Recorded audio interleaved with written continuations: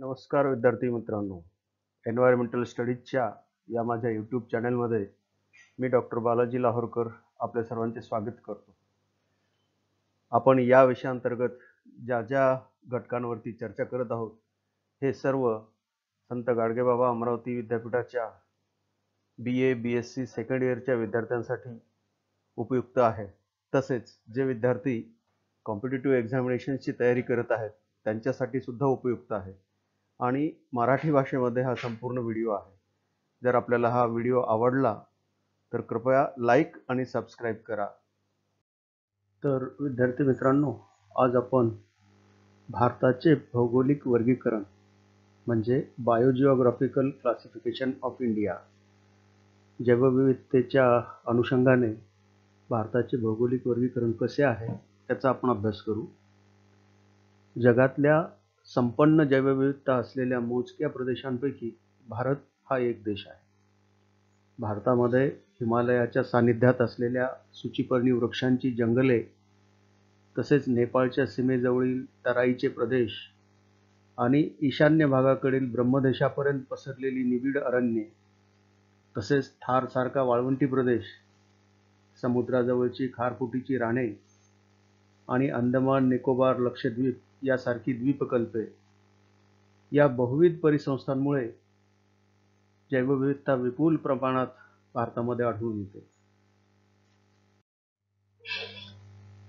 पश्चिम घाट किंवा सह्याद्रीच्या डोंगर रांगा या संपन्न जैवविविधता यापैकीच एक आहे.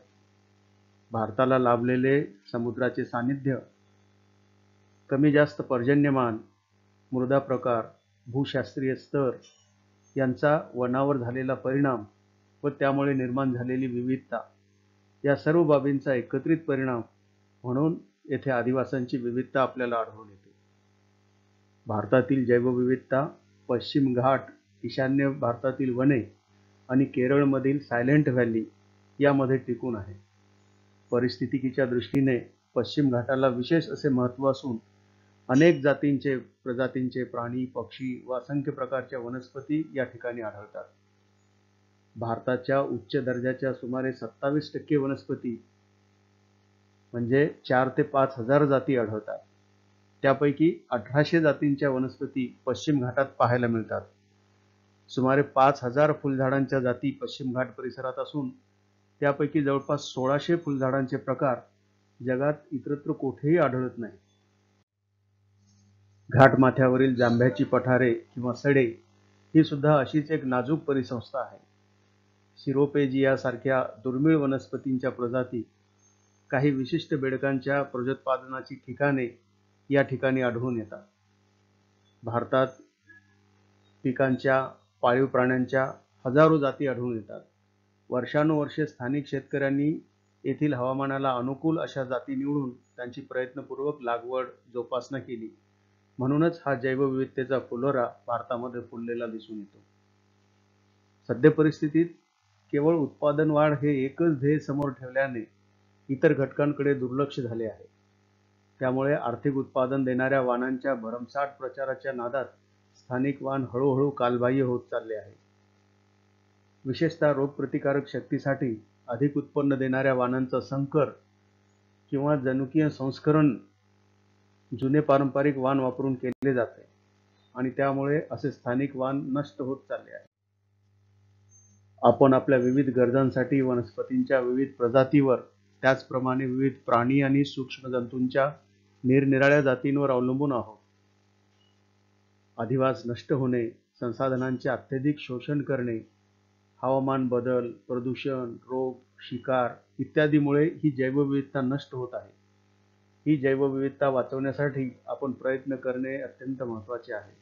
कारण या जैवविविधतेमुळे आपल्याला अनेक आर्थिक आणि नैतिक फायदे मिळतात. जीवनाचे सौंदर्य मूल्य वाढते. जैवविविधता संवर्धन म्हणजे विद्यमान आणि भावी पिढ्यांसाठी शाश्वत लाभ मिळविण्यासाठी जैवविविधतेचे संरक्षण, उत्थान आणि व्यवस्थापन होय.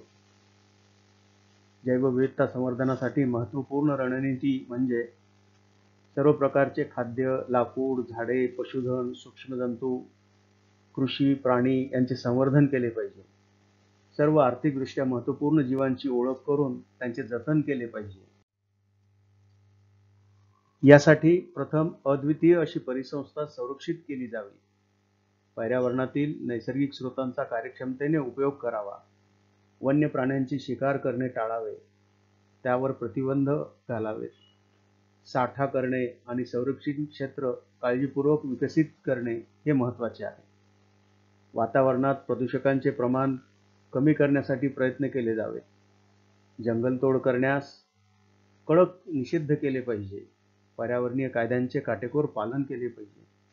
वनस्पती आणि प्राण्यांच्या उपयुक्त आणि धोकादायक प्रजाती यांचे स्वरूप कृत्रिम निवासस्थानात संरक्षित केल्या पाहिजे. जैवविविधता संवर्धन आणि त्याचे महत्त्व याबाबत जनजागृती केली पाहिजे. तरच ही जी भौगोलिक विविधता आपल्याला लाभली आहे त्यातून निर्माण होणारी जैवविविधता ही मानवाच्या कल्याणासाठी आपल्याला उपयोग करून घेता येईल. अशा प्रकारे आज आपण पर्यावरणशास्त्रातील एका महत्त्वाच्या घटकाचा अभ्यास केला. मित्रांनो, तुम्हाला हा व्हिडिओ आवडला असेल तर कृपा करून लाईक आणि सबस्क्राईबचे बटन क्लिक करायला विसरू नका. धन्यवाद.